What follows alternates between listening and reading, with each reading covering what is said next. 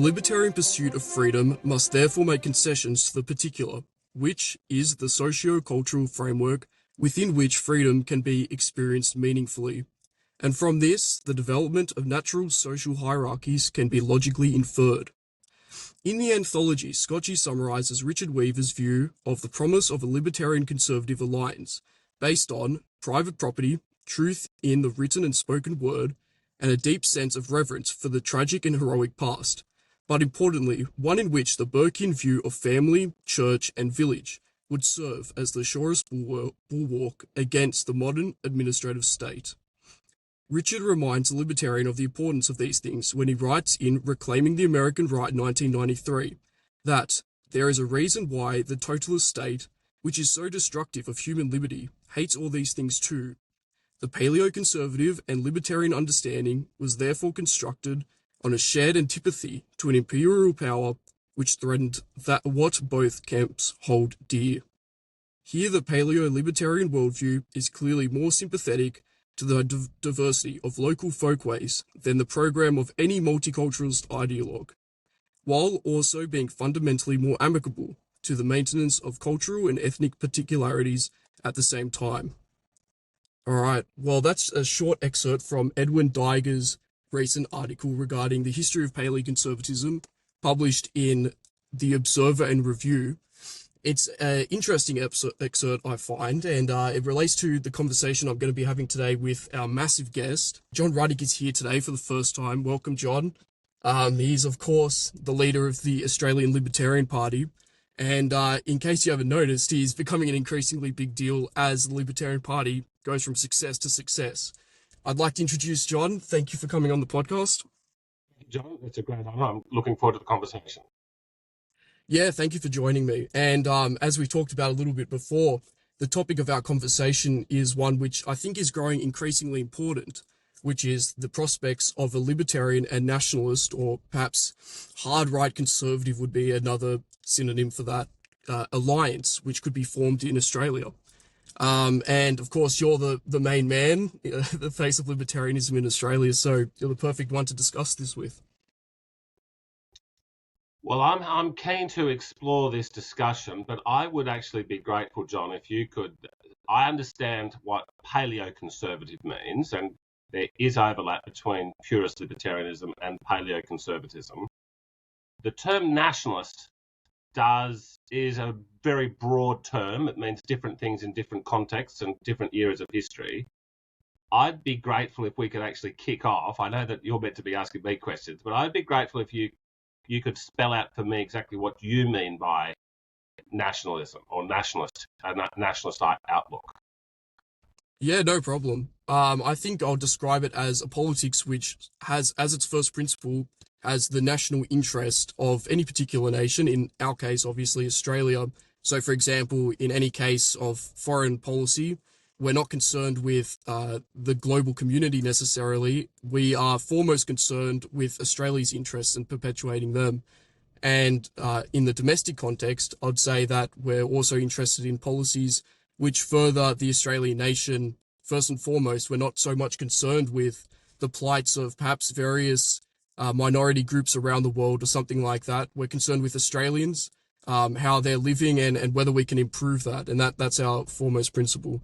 But I'd also group in with that, and I think that many in the Australian nationalist scene would agree that we also hold other principles as well. For example, there's a strong Christian contingent, which holds socially conservative values, as well as a generally traditionalist, perhaps not necessarily from a Christian perspective, but maybe more of a culturally traditionalist grouping, which is also of a conservative social perspective as well.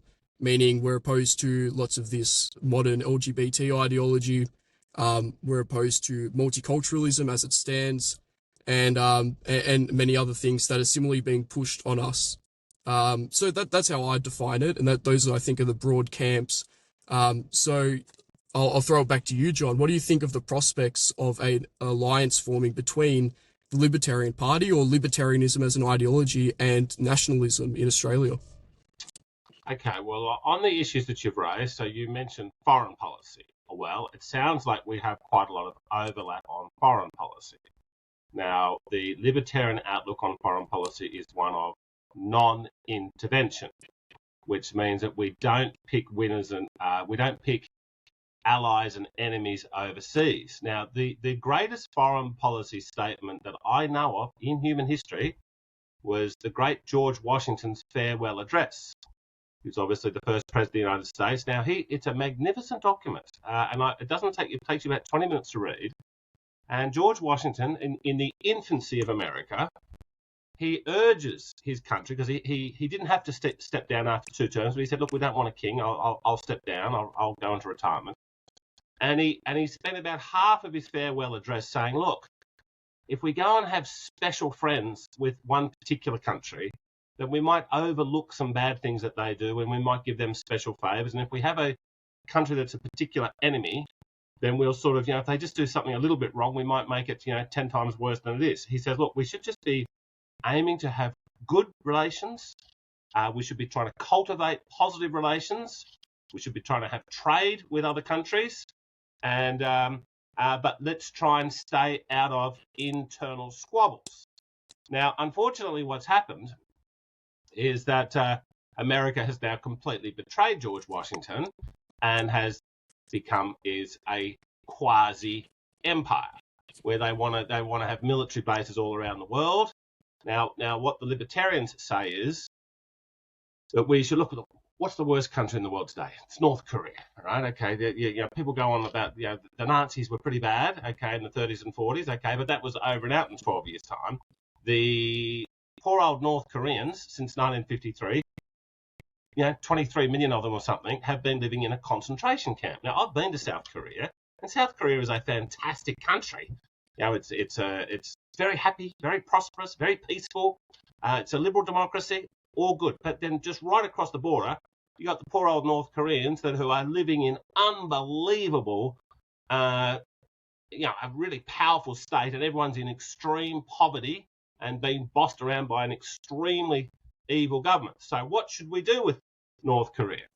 Well, the standard orthodox Western policy towards North Korea is let's isolate them, let's strangle them, and eventually things will get so bad inside North Korea that the people will rise up, overthrow the government, and then it'll become a happy liberal democracy. Well, it hasn't worked. So what the libertarians say we should do with North Korea is let's not interfere in their internal affairs. We can think it's bad, but there's no point when we can't make it any better by interfering. In fact, we usually make it worse when we interfere. Look at Afghanistan, Iraq, Libya, Syria, now Ukraine. If we can have trade with North Korea, we will help slowly but surely build up a middle class in North Korea, and then the people of North Korea can slowly but surely start to have a better life. So that's our view with foreign policy, is, in using your words, is really Australia first, whereas we say we're neutral on foreign policy. Now, of course, if Indonesia if a Napoleon-type figure arises in Indonesia and they're talking about invading us, well, that's a different story, and we'll have to deal with that at the time. But basically, that would be our view on foreign policy. Now, about the social conservative values, this is what we would say on this. Libertarians believe in a very small government, okay? And we actually believe that the government is simply the most heavily armed gang out there. That's what the state is. And we all get brainwashed by intellectuals, left and right, into thinking the state is good, the state is good, the state is good. But we look at it and say, look, the state is an illegitimate entity, and they have their power from two things. They've got all the guns. In Australia, they've got all the guns, or most of them. And they've also got the intellectuals, the so-called intellectuals, telling us how great they are.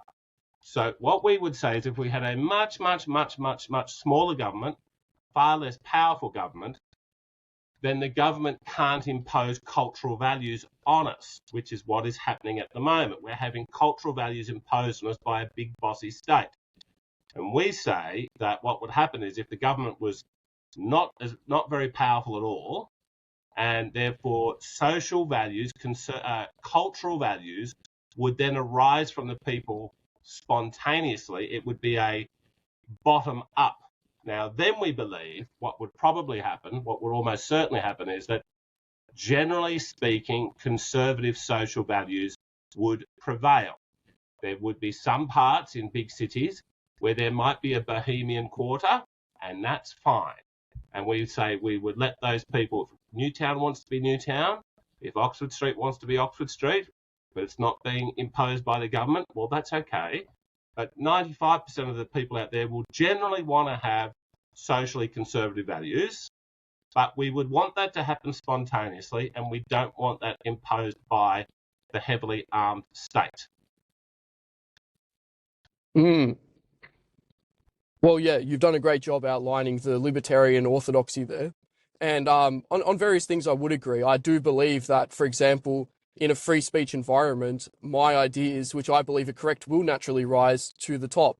And perhaps maybe I'll discover some ways in which I'm wrong, and those ideas will be proven correct as well through discussion, through speech.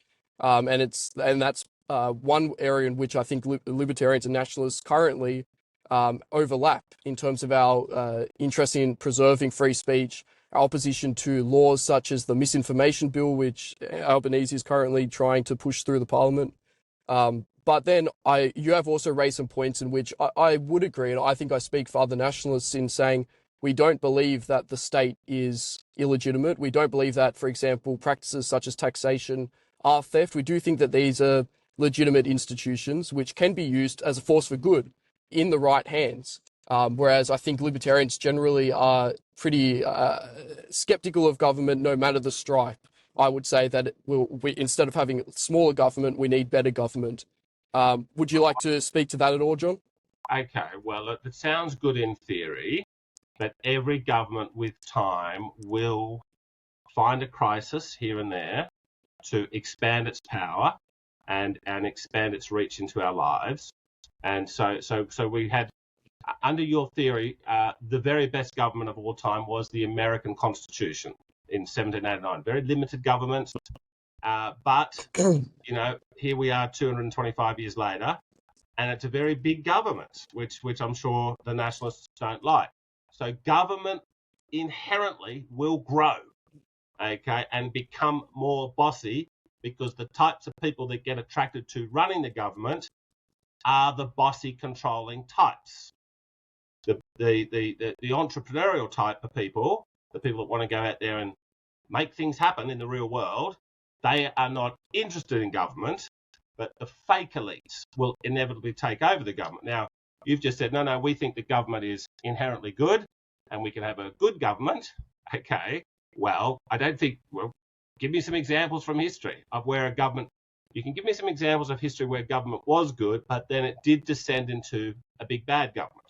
There's no long-term government where we can say that it is always kept in the box. Now, there is actually one exception, Switzerland. Switzerland is a good government. Libertarians consider Switzerland not a libertarian utopia, but the most libertarian country on earth, and has been for about 500 years. They don't go to war. Everyone leaves them alone. They have World War I swirling around them, World War II swirling around them, Cold War swirling around them. Everyone leaves Switzerland alone because Switzerland is not an aggressive country. They have low taxation rates. The government's not involved in the private healthcare sector. So Switzerland is really the only exception. Okay, look, Australia for most of our history has also had small government, and that's why we're so successful.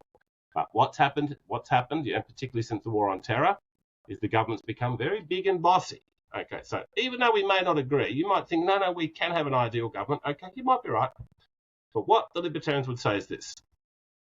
The level of taxation in Australia today, when you add up local taxes, council rates and everything else, state government taxes, stamp duty, payroll tax, sin taxes, casino taxes, federal government taxes, capital gain taxes, GSTs, when you add it all up, the government is taking about 56% off the people every year. Now, that is outrageously high, and I'm sure that you and everyone listening would agree, that's way too high. Undoubtedly, yeah. You may say, I'm not a libertarian, but I'm in full agreement with John Ruddick and the libertarians at 56%. Okay. So what we say I think you'll struggle to find people that say the government should take more of our money. I think anyone across society says, or maybe the Greens would say otherwise, but almost everyone else would say, no, we don't want more of our money taken, thank you. That's right. Now, we just stumbled into this. Nobody said, let's go and have 56%. You're right, the Greens probably want 80, 90%. Okay, at least they're honest. but we are at 56%. Now, what the Libertarians say is that there is this thing called the freedom bus, where everyone should get on that bus who does not agree that we should have 56% taxation. So then we try to make the government smaller. Now, some people will want to get off the freedom bus at various points. Some people will say when we get the government down to, say, 35% of the GDP, which is probably traditional Labor Party, then we can say, okay, well, you don't agree with 56%. They say, yeah, well, that's too high. You don't want to get down to 35%, so they can get off the freedom bus at 35%. Now, the traditional Liberal Party people, they might want to get off at 20%. Nationalists might want to get off at 15%. A lot of Libertarians will want to get off the bus at once we get the government down to 10%. Some Libertarians will say, no, we can actually, if we're really smart about it, if we can see how great freedom is, we can get it down to 0%. Now, most people watching will say that's absurd that we can get to 0%. Okay, no problem. Let's have that debate when we get down to 15%. But our point is, let's all get on the freedom bus now, and then we can help make the government smaller and less bossy and give more freedom to the people. Probably social conservative values will start to prevail at that point, and people can get off the freedom bus at various points. But that's in the future. Right now, we're at 56%, and who's driving the bus? Who's providing the intellectual capital to say, well, we're heading in the wrong direction, we've got to go in that direction? It's the Libertarian Party. So we want everyone to get behind the Libertarian Party, and then we can come down. Now, the Libertarians, there's broadly two schools of Libertarians. There's the minarchists that believe that we should have a government. It should be a minimal government, which is why we call them the minarchists. And they basically say we need a government that's about 10% of the GDP. Fine. Well, once we get to 10%, let's see how much good is happening. Let's see how much prosperity and human success and ingenuity and innovation is happening when we get to 10%. And then let's have a debate then about whether we go try and get to 1 or 2%, maybe 0%. Okay, so we should all be on the freedom bus, people who want to turn this ship around. And I would have to agree on a broad scale on a lot of those things. For example, taxation. I mean, we can all look around at the current bloated bureaucracy, and that's something that paleoconservatives in particular, for example, Paul Gottfried, Sam Francis, were massive critics of. They talked about how this leviathan of the state has grown to encapsulate so many values or so many functions that were once regional or were once carried out by the family or perhaps the church community. Just generally, it has grown to sort of sap a lot of the local eccentricities or functions out of communities. And from that, it has left a flatter, grayer country for it. Now, I would agree, but then I'd also take a look at Sam Francis's counterpoint, which is that, and people say that he predicted Donald Trump when he talked about this, that someone, a Caesarian figure, would come along and would use this large state to good ends, towards positive ends. I don't know that Trump has necessarily fulfilled his role in doing that, although we see I think we see a sort of a shadow of what Sam Francis was talking about in his article way back when. So I do think that state can be used for good. For example, we do look at historically impressive governments such as the Roman Empire. We look at the Byzantine Empire. Now, if you're a Christian, we can see how the state was used to deliver Christianity to the masses. It went from a persecuted minority to having an emperor which converted to Christianity, Saint Emperor Constantine. And from there, Christianity spread to the rest of Europe, and from there, the rest of the world. So anyone that holds, I think, a belief in objective morality, or especially Christian morality, would have to agree that there are times where a large state, a powerful but well-run and morally run state, can actually be a good thing. I don't know how much more we want to dwell on our differences here, because I do have some topics where I would like to talk about a massive issue where we do agree and which we can team up on. But I'll let you respond to that, John, and then we can move on if you'd like. Well, so there was two phases of the Roman civilization. There was the Roman Republic, okay, which was a limited government, very militaristic, and then that descended into basically a century of war, and then Caesar comes along and turns it into an empire. And now Christianity was very much a persecuted minority there for about 3 centuries, and then the greatness of Christianity eventually conquered the Roman Empire, and that was a very good thing. I don't think that was not because of the state. Christianity prevailed because Christianity is such an inherently good thing.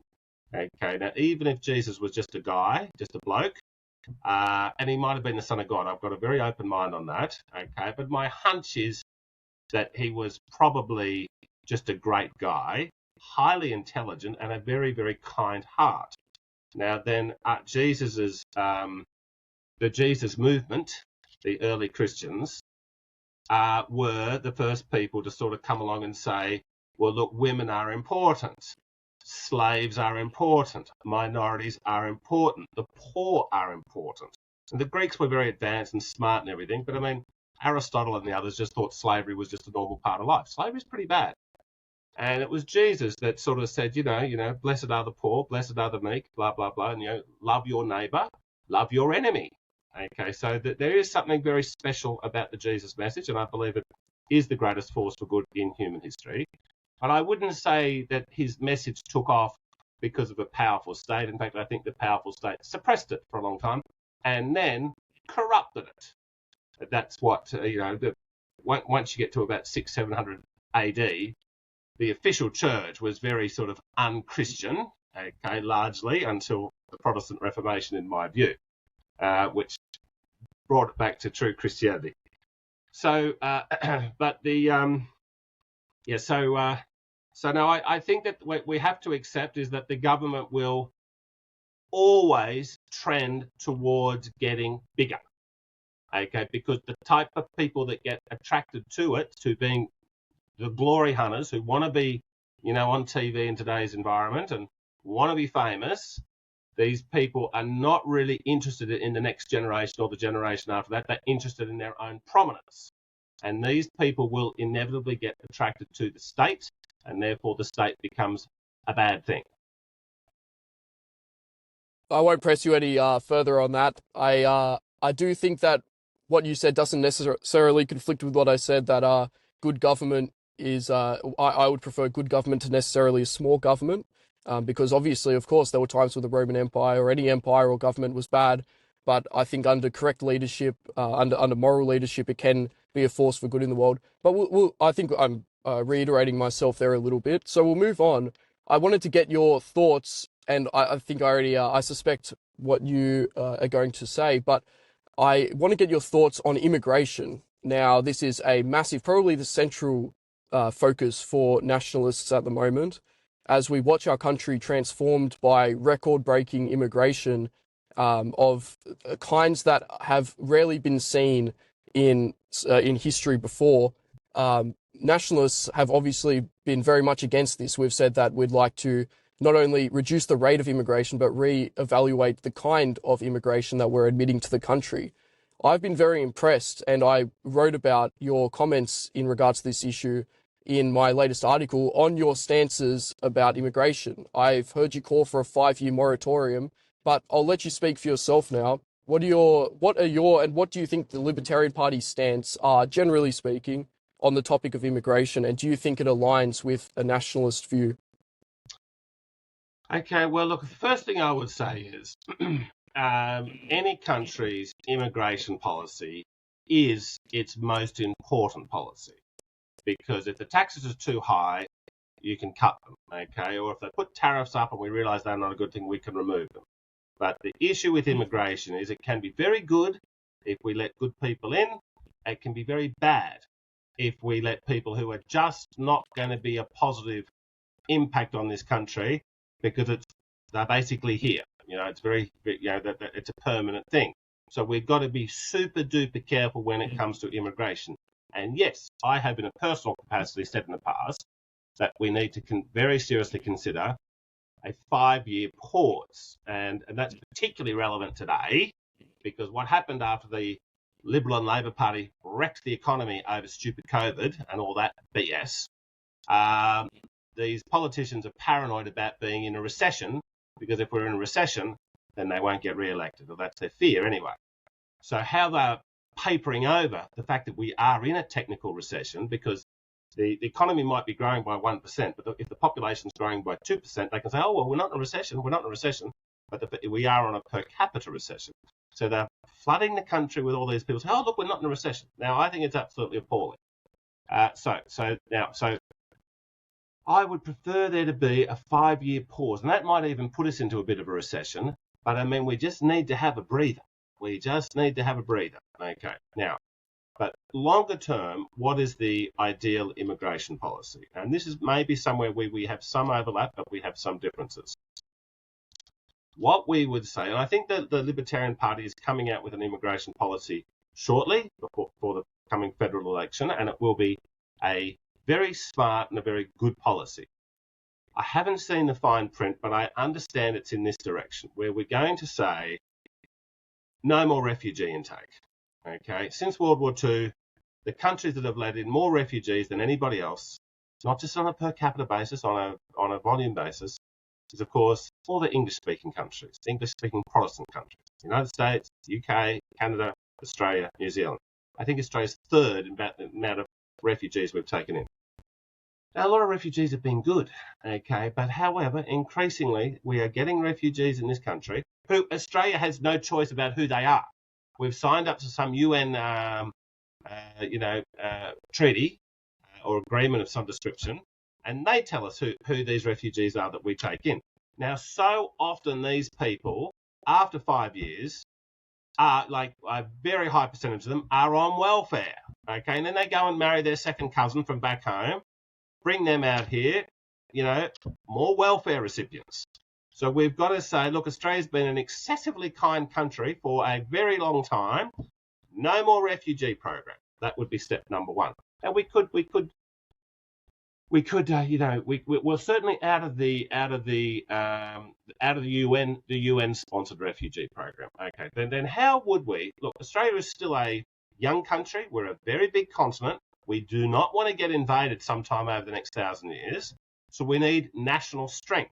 How are we going to get that? Well, if we can have fantastic migrants, we should be welcoming them. So at the moment, we have this thing called the points system, where if you tick enough boxes, congratulations, you're into Australia. We would say, but that's a government bureaucrats are formulating that point system. The Libertarian Party, I believe, is coming out with a policy in this direction. We would say, look, if you want to come and live in Australia, good, but you are going to be enjoying, 230 years of people paying taxes, building roads, building electricity stations, building this magnificent civilization. You can't just come in and, enjoy those benefits without you paying some form of a price. So what we would say is something, look, I was up on the central, up near mid-north coast on the weekend in New South Wales near Taree. And it's a beautiful part of the world. And I was speaking to some people up there and they said, our biggest problem is we just don't have enough builders. Okay, we could be building a lot more homes up here, beautiful homes, nice homes, cheap homes where people can have start a nice family, etc. We just don't have the people. So we're letting in all these migrants, but who the hell are they if they're not builders? So the immigration policy that I think the party's heading in the direction of is that we would say that people can come here, but they have to firstly be sponsored by an employer, okay, who says, look, I'm a builder, I'm employing 100 people, I can employ another 100 people, but I just can't find the people here, and I need people with these particular types of skills. So this will be the market. The free market will say, but then that builder has then got to pay every person that they let into the country through this scheme, either the employer or the person arriving has got to pay a big fee, like $80,000. $80,000 to come out in here and live in this magnificent advanced civilization. And so that means we're going to be, and then they won't be able to get citizenship for 10 years. And, one little criminal strike, thank you very much, back to the airport, back home if you do anything wrong. So under this system, we would be attracting people who are only going to be here because we need them. our economy needs them, and there hasn't been a bureaucrat that's worked it out, which of course will always make mistakes.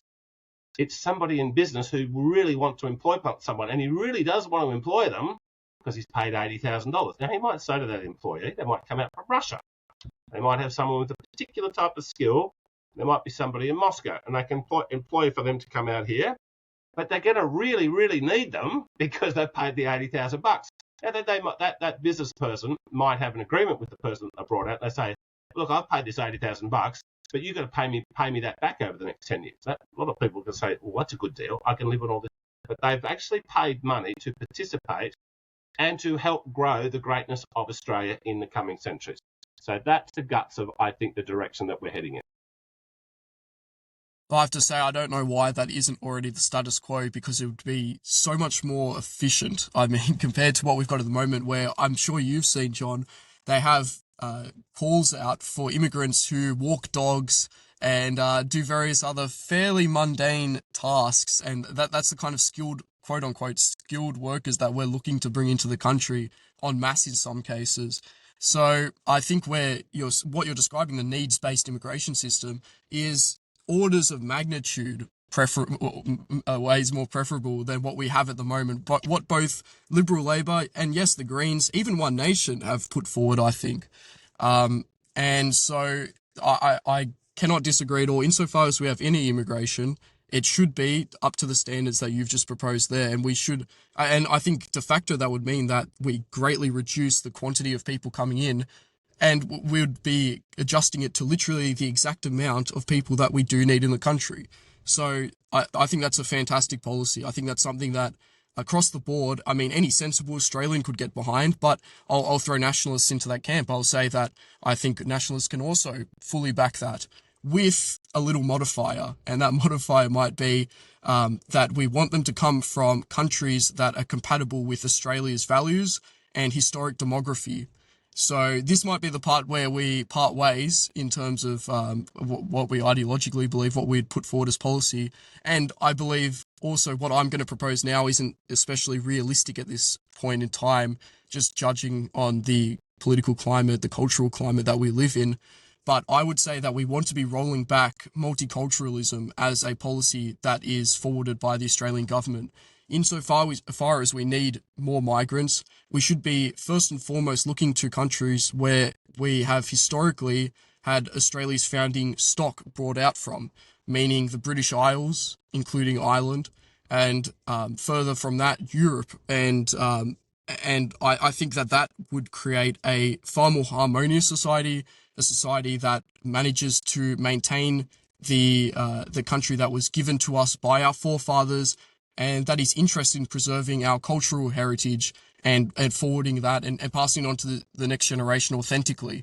I'm sure you've had experiences like this, John, and I don't want to get you into any hot water, but you walk around certain parts of our cities, all around the country, and increasingly even the regions, and you walk around and it doesn't feel like Australia anymore.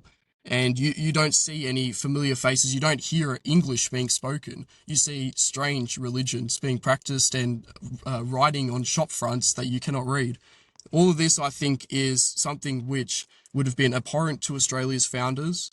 And I think that it is harmful to Australians today. I don't think Australians, and I will define, I think that most Aussies, Australians, when we talk in colloquial conversation, we say an Aussie, we're referring to an Anglo-Celtic or European Australian, somebody who's assimilated thoroughly into Australian culture.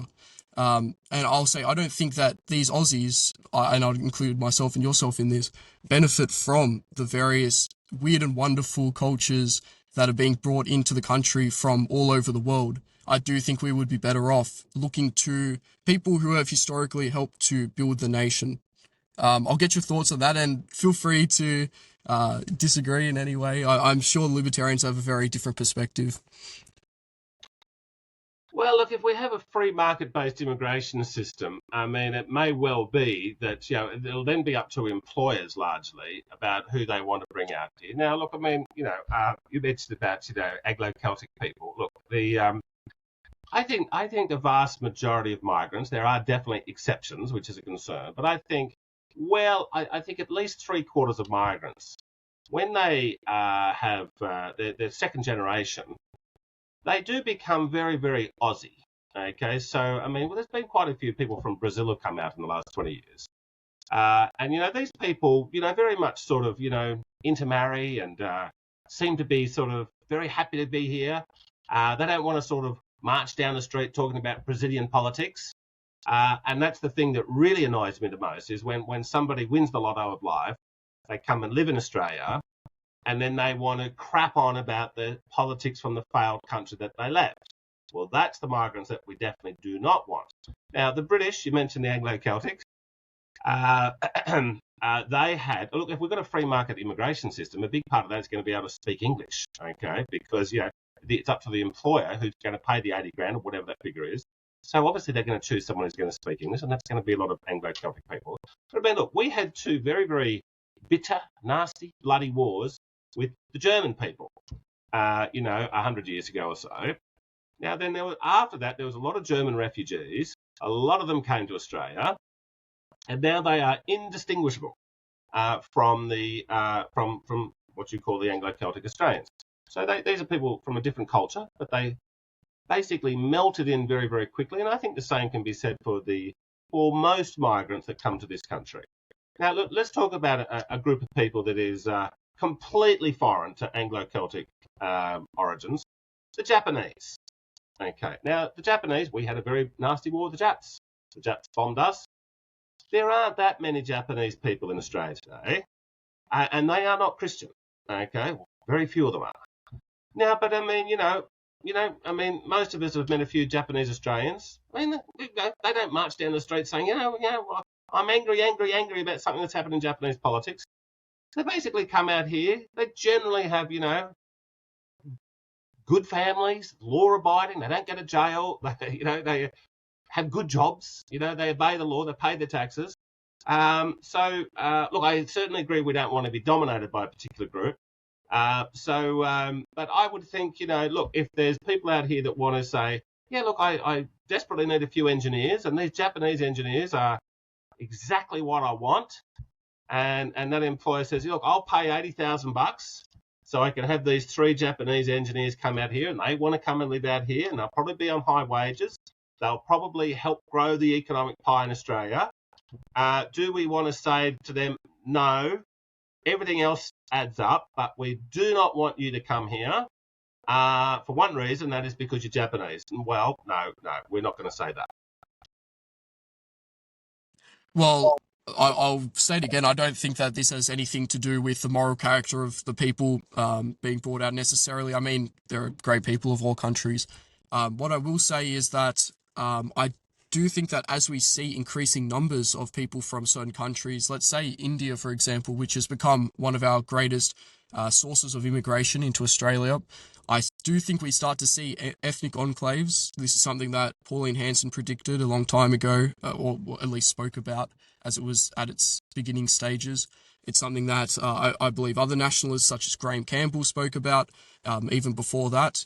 But it was a great fear of our founding fathers, or I'd say Federation fathers, that ethnic enclaves which would be distinct from Australia would start to form. And I think that it is a universal rule of human nature that tribalism will develop in any circumstance. So where we're seeing these increasing numbers of people from India, Asia, less so Asia these days, or because we're focusing a lot more on India, we're seeing these communities growing. For example, where we have places in Victoria called Little India now, colloquially called that, and I believe in Sydney as well. So we've got these places popping up where people are choosing to not assimilate into the culture. And I believe that Australian culture, as a nationalist, I do believe that Australian culture is the greatest culture in the world, and I do think it's worth preserving.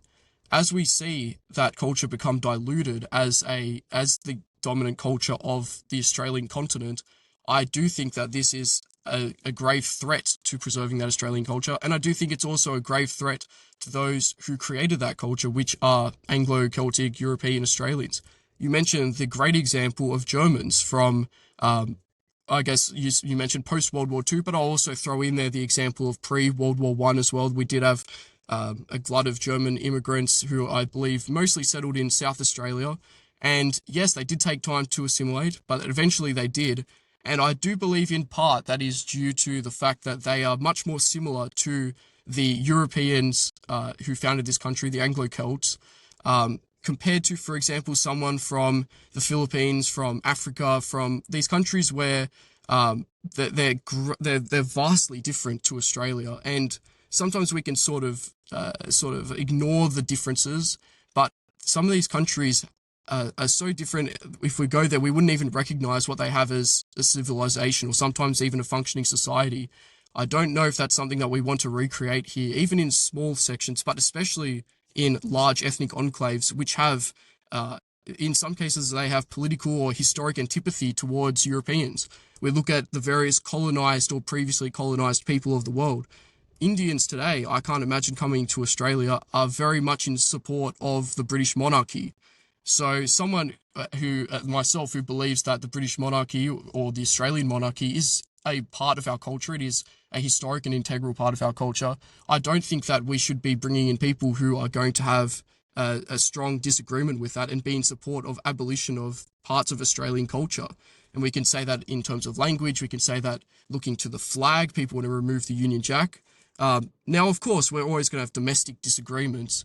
However, I do think that we have a better chance of preserving the Australian way of life, Australian values, Christian values, if we have people that do hold those values as their first nature. They don't know any other culture. They don't have to consciously decide to abandon one, to live as the other, and try to blend in and struggle with that. I think that what we want is people who consciously, they love this country, that they come out of the womb and this is what they know, and that they want to advance this country as far as possible.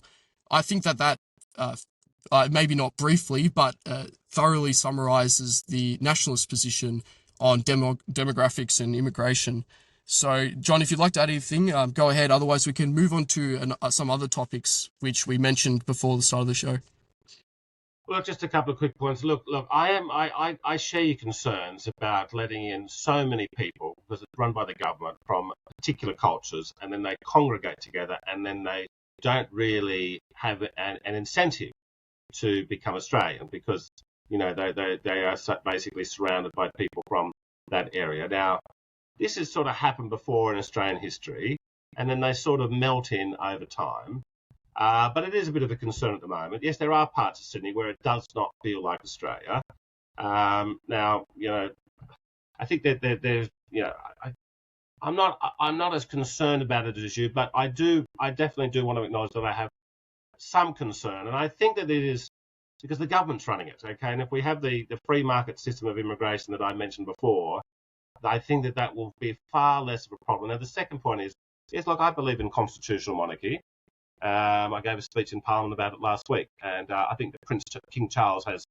I actually said he should abdicate if he wants to continue being a political activist, and I suggested that we should get Princess Mary of Denmark, who was born in Tasmania. We should consider inviting one of her children to come out to Australia, live in Yarralumla, and be a low-key Scandinavian-style constitutional monarchy, because I do believe in constitutional monarchy, because it's a very safe system of government. It prevents dictatorship, so that's a good thing.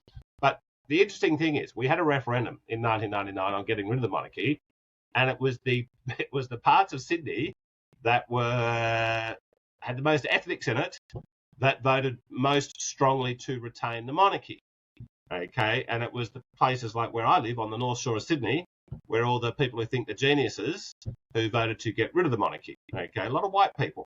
Okay, so I think a lot of the ethnics have come to this country from failed republics, and they don't like change, and they are actually, generally speaking, our migrants are generally speaking socially conservative, which should appeal to you, John. When we had the gay marriage debate, the North Shore of Sydney, which is largely white people, 75% say yep, and the voice, they vote with the left.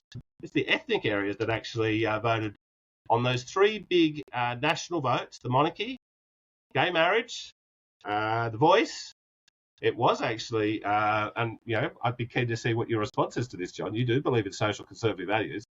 It was those areas with a lot of new Australians who were particularly socially conservative on those issues. Yeah, that's a great point to raise. Of course, I was very opposed to the voice, as I know you were, and as many nationalists and libertarians were. Um, and so my counterpoint to that would be I don't think the solution to white Australians being politically misled or incorrect is to then replace them with people that we may socially align with more. I don't necessarily think that that's it. I think even in the libertarian worldview, that the solution to that is to free up the conversation, allow people to speak more, and in the free marketplace of ideas, which we have not had in this country for a very long time, and especially not among, I'd say, white Australians, who are some of the most intellectually shackled people today, unfortunately. I do think that given time, we can then persuade them around to our worldview. I don't necessarily think that the solution is. I mean, I'll say a bit more forcefully. I do not think the solution is to just pick up a whole new group, put them in a different area, and say, look, now we have more conservatives.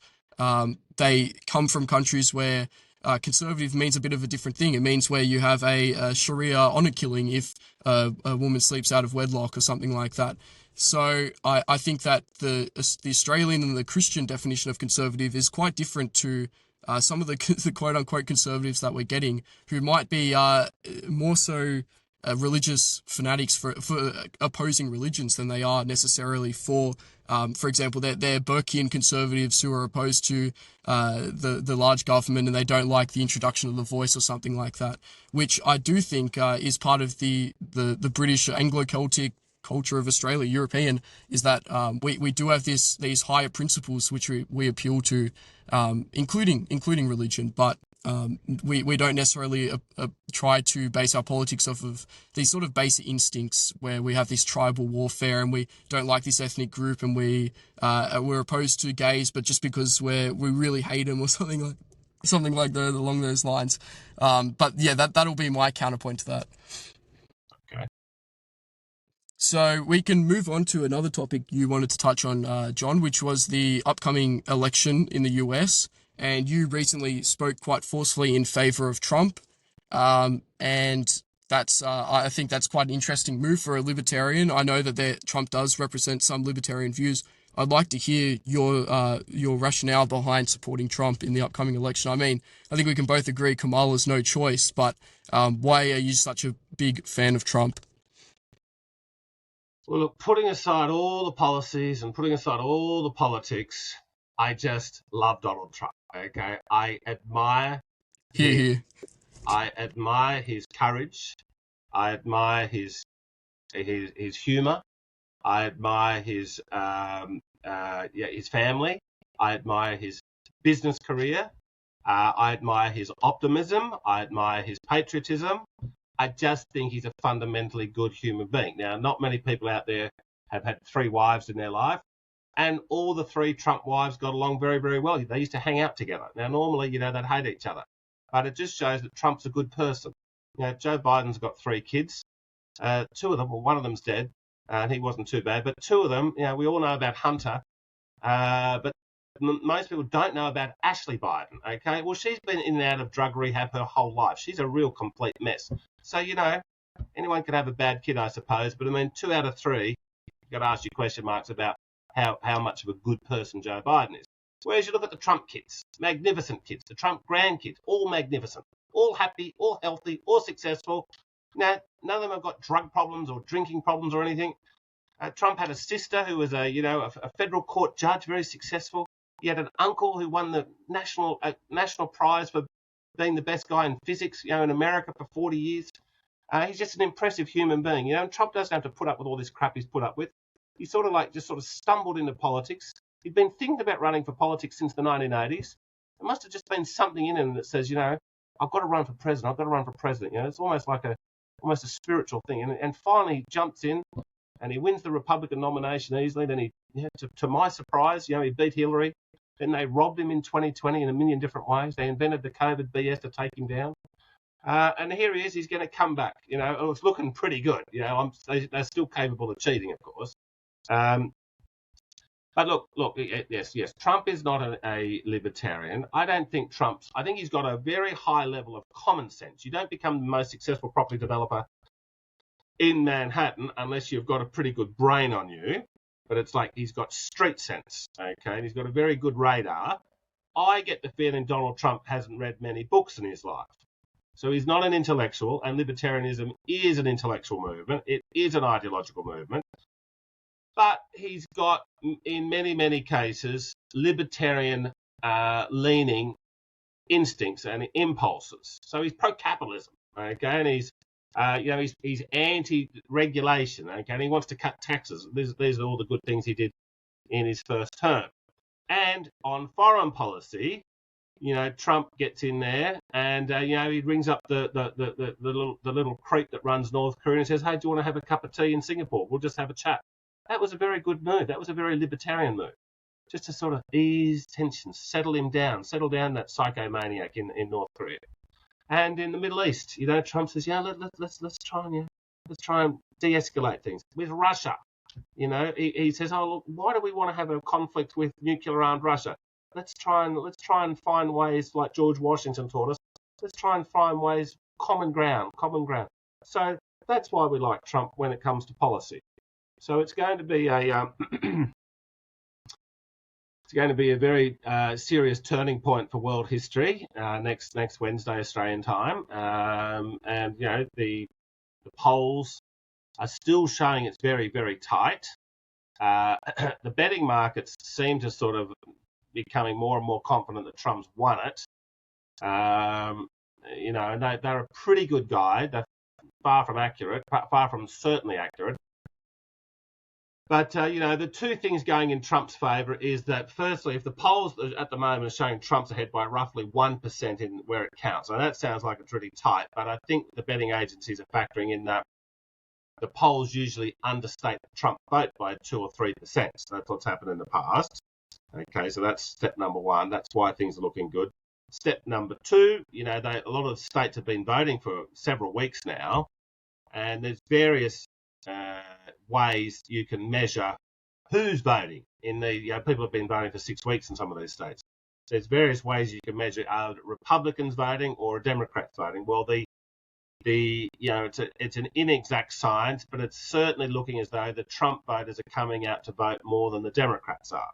So these things are all looking good. But once you've won an election by fraud on one occasion, it probably gets addictive, and who knows what they're going to be up to. So look, it's everything else aside, John. Everything else aside, U.S. presidential politics is a magnificent drama. Okay, it's as good as ancient Rome, but it's in real time. So yes, I'm following it very closely at the moment. Yeah, I think that we all have to agree, even those who have the fiercest disagreements with Trump sort of have to agree that he is easily the personality candidate. He's more fun, more interesting, more energizing, or at least he was back in 2016, than anyone else who has been on the field in a very long time. I mean, some people probably compare that to Obama, but I mean, I think Trump smashes him out of the water in that regard. So yeah, I think even if you have disagreements with him, you have to smile. Yeah, when he does one of his jokes or any of his other stunts. I mean, the recent McDonald incident that created quite a few memes. It was very funny, I think. So yeah, what was that? Sorry. It was and you would have loved that because it's the combination of this megacorp Macca's with the government, Donald Trump coming together to serve fries to the people. Oh, look, I did love it. I just thought it was extraordinary political marketing that no one else would have thought of. And then he had the big rally at Madison Square Garden, So, look, he is a brilliant showman.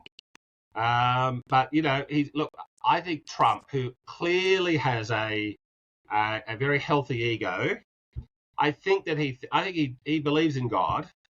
And I think that he sort of thinks he's on a mission from God. Okay. And I think that he sort of thinks, I could retire. I'm a billionaire. I could have a very comfortable life. And, even if he retired 4 years ago, he still would have had hundreds of millions of people in America and around the world love him. But he thought, no, I've got a duty to do here. And, they shoot at him, once or twice. And he just keeps fighting. I really think that he thinks that he's on a mission. And that's what keeps him going. So it really is an extraordinary thing to see. He makes all the other, look, I was a big Ronald Reagan fan. Now he's very different to Trump. he had a lot of grace about him, Ronald Reagan. He was quite an intellectual, and your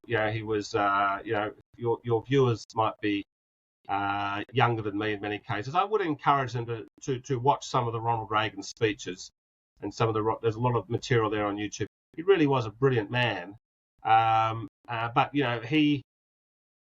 this was in an age when there might have been political disagreements, but they basically still wished each other well. If somebody won the presidency, they genuinely wished each other well. Now it's got to the point, you mentioned ancient Rome before. It really feels like there's so much tension, and it's just disgusting what the Democrats are doing now. Is calling Trump Hitler, which of course is complete crap. But this is just how low they have got, and so it actually reminds me of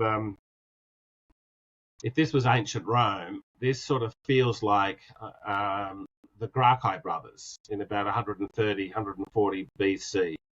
Rome had, after the Third Punic War, the Roman Republic, Rome was all supreme, and they'd taken over the entire Mediterranean, and no one could mess with the Romans after they knocked out Carthage comprehensively.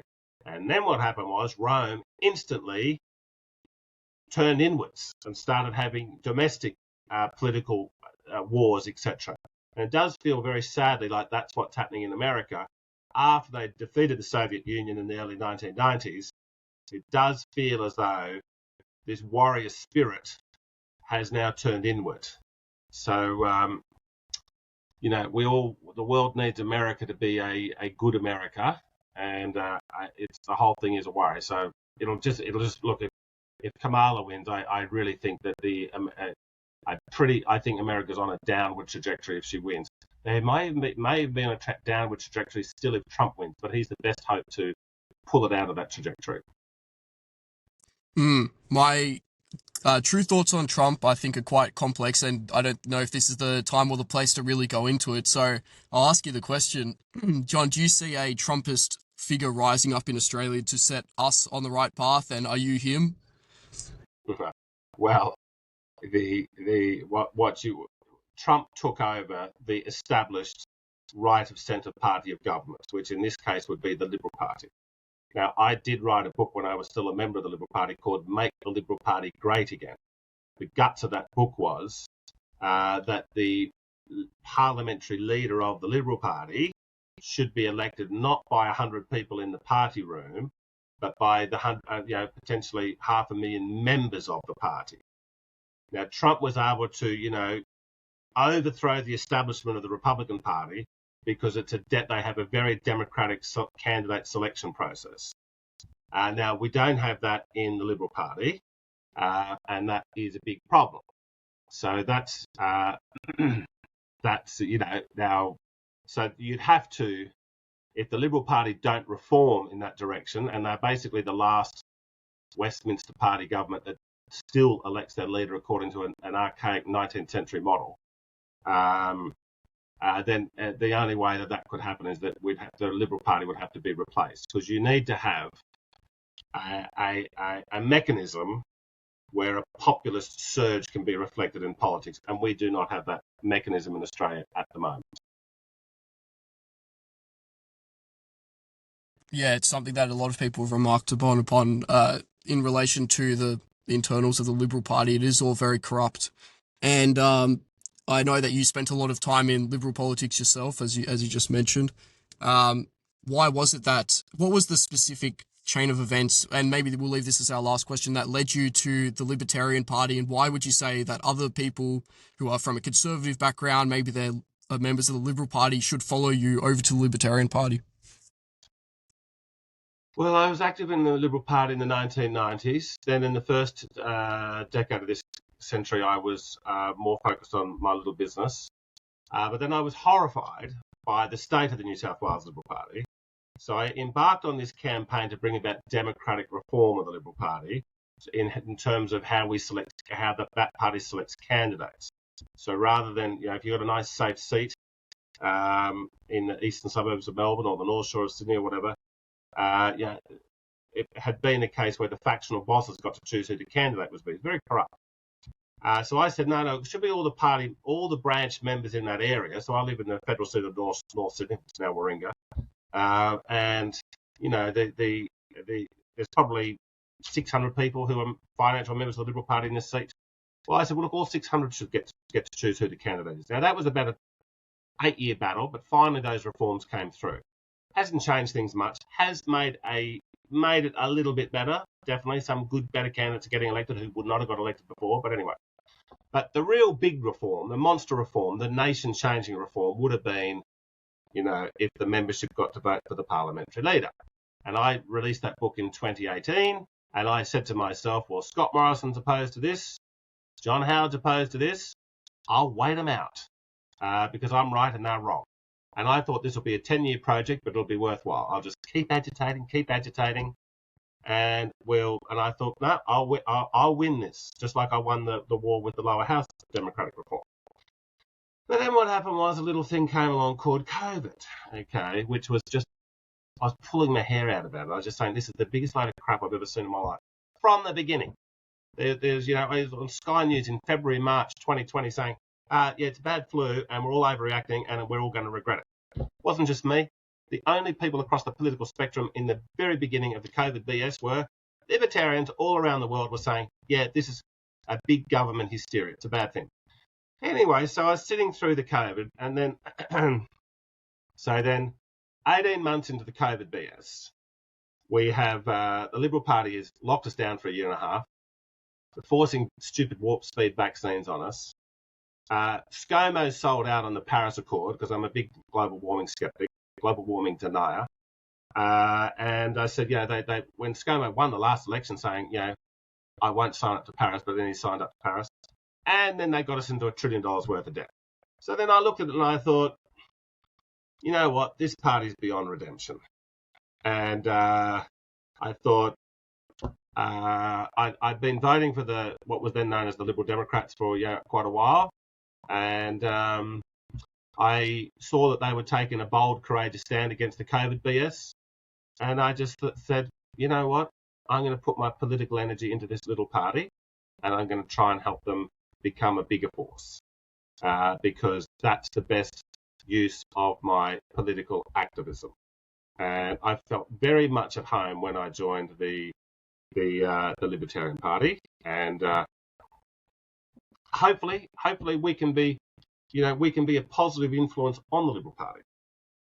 But if not, if they don't bring about their democratic reform one day, then I believe they will be replaced. Look, the pre-selections of the Liberal Party are increasingly disappointing. Okay, so I don't see any. I don't see it turning around. Now, I think Peter Dutton's not a bad bloke. I think that he's better than Scott Morrison. I think he does have an authoritarian streak to him. He'll basically just be normal Liberal Party government, which will be better than Albanese. So I very much hope Peter Dutton can win, and I'm pretty sure our little party will be preferencing the Liberal Party, certainly ahead of Labor Party. But I don't see really any. Look, there's a couple of good Liberals there. Matt Canavan's very good. He's LNP. Senator Antic is very, very good. But I mean, I can't see them becoming the leader. So, and the leadership is obviously a big deal. Anyway, so that's my thoughts on that subject.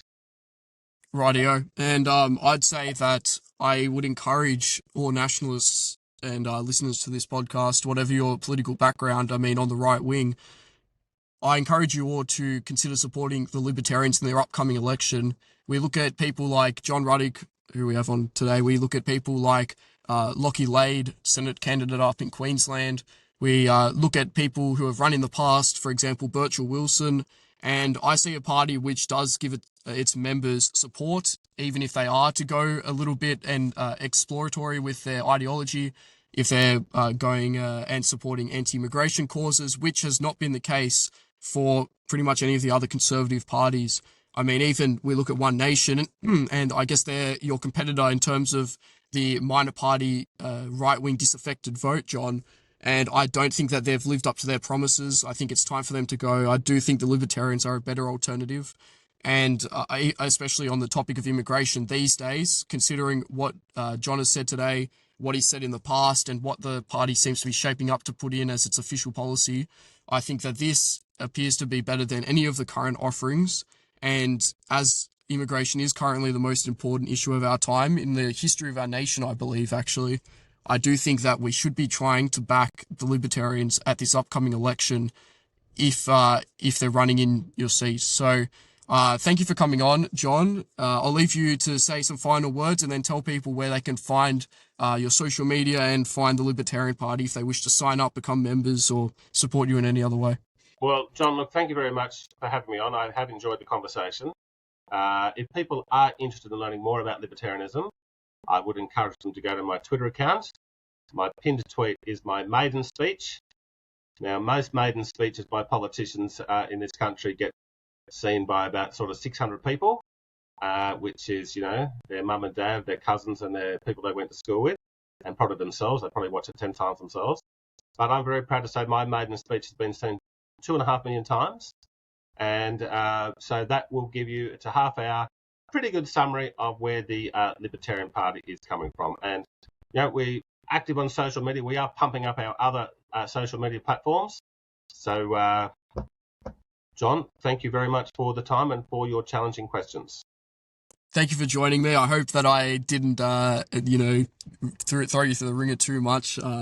But I appreciate you coming on, answering honestly, which is so rare in the political landscape, I'm sure you know. So thank you for coming on, giving us the Libertarian platform and explaining your ideas. I'm sure everyone got a lot out of it. And good luck in the upcoming election. All links will be down below to the social media. I'll probably also link my own article about tactical libertarianism for the nationalist right. So you guys should all go check that out. And I encourage everyone to go and subscribe to thenationalobserver.co. That's where you can find all of my articles and podcasts. And maybe we'll even have John back on at a future date, hopefully after he becomes Prime Minister. We'll see. But thank you for joining us, John, and have a great rest of your week. John, thank you very much. Thank you.